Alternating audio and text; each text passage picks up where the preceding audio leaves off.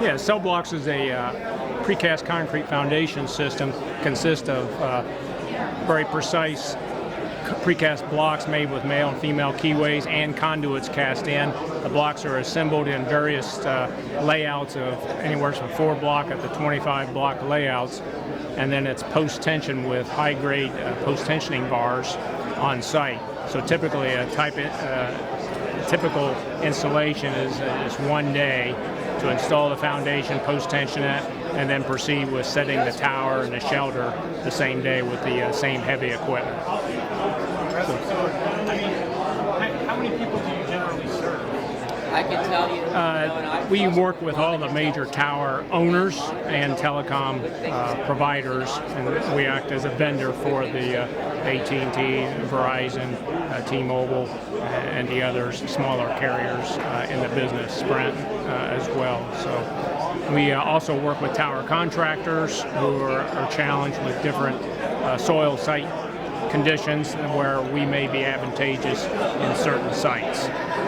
So some of the sites that we're most advantageous for would be for those situations where you have NEPA phase 1 is determined you have contaminated soils, and so those sites sometimes can be the most economical sites to lease, but they have challenges with regard to getting a foundation in and getting the necessary environmental permit.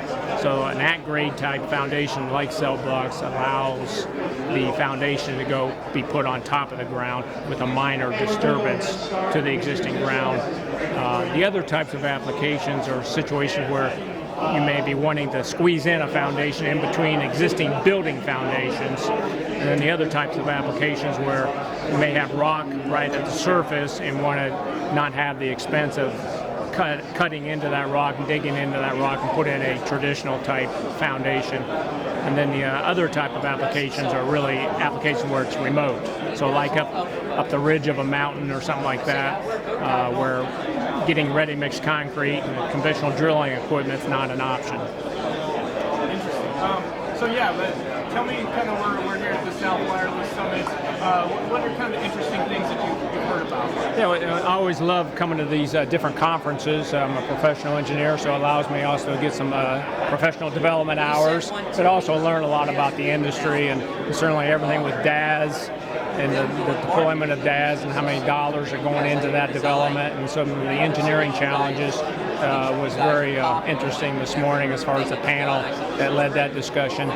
The other discussion I listened to was really about 5G development and where that goes to help overcome some of the capacity issues with data transmission and that type of thing. So, anything else you want to say? No, I really appreciate this opportunity to share with your company. And thank you. Thank you.